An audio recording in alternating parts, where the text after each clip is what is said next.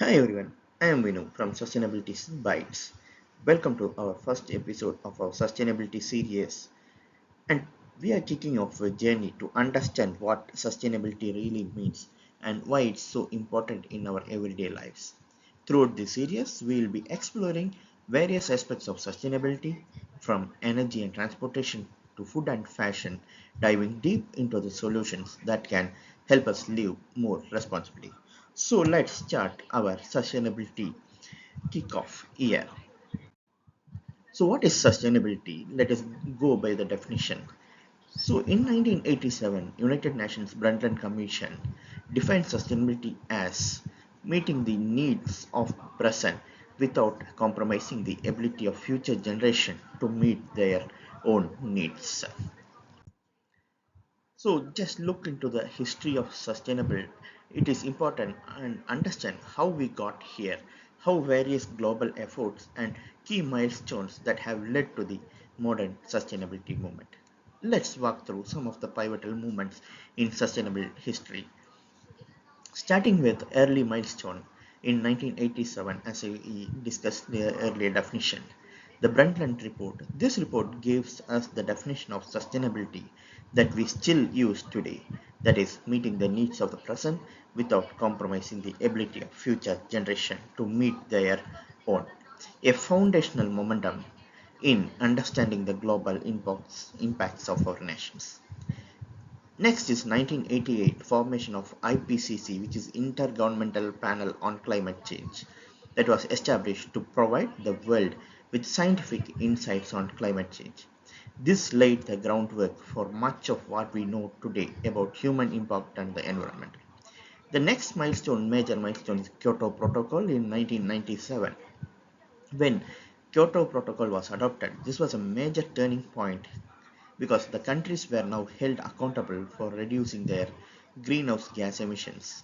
For the first time, nations legally committed to reduce their emissions, setting the stage for the Paris Agreement that would come in later discussion.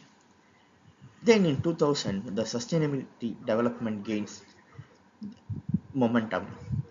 We saw a big push towards sustainability with the adoption of minimum millennium development goals in 2000 and later in 2015 the more ambitious sustainability development goals, that is SDGs, came into effect. These 17 global goals aim to tackle issues like poverty, inequality and climate change. In 2015, that was a landmark year with the Paris Agreement. Nearly 200 countries came together agreeing to limit global warming to well below 2 degrees Celsius, that is, which is above pre-industrial levels, with efforts to limit it to 1.5 degrees Celsius. This showed the global urgency of taking action on climate change. 2021, the Glasgow COP26, which is where countries reinforce their commitments, especially in terms of reducing carbon emissions and achieving carbon neutrality. This was a critical moment for climate action as countries submitted revised nationally determined contributions. In 2022, the Global Biodiversity Framework, most recently, was adopted. This framework was critical in halting and reversing biodiversity loss by 2030, recognizing that protecting biodiversity is key to our survival and the sustainability of our planet. It's better late than never. So sustainability, if you see, has come a long way since 1980s, but there is still much to be done.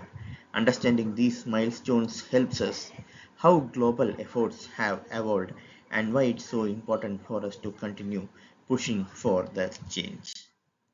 So next we dive into a key concept that drives sustainability efforts worldwide, which is called as three pillars of sustainability, also known as triple bottom line. This framework mainly focuses on three important areas: environmental, social, and economic. So let's start with the first, environment. So this mainly focus on protecting our planet by using natural resources responsibly. It's about reducing pollution, conserving ecosystem, and minimizing our environmental footprint. Example: use of renewable energy like solar and wind power. These energy sources help reduce carbon emissions and slow down climate change. And another is sustainability architecture, where crop rotation, organic farm can be adopted to keep our soil healthy. The next framework is like social sustainability. This pillar emphasizes the well-being of people and communities. It's all about ensuring access to resources, opportunities, and decent quality of life for everyone. Example, fair labor practices, affordable housing projects with good wages and safe working conditions, create equitable communities for all, etc. The final pillar is economic sustainability, which mainly focuses on long-term economic growth without negatively impacting the environment nor the society.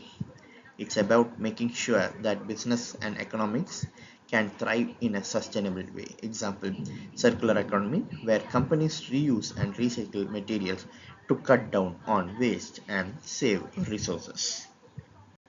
So that's a quick overview of the three pillars of the sustainability.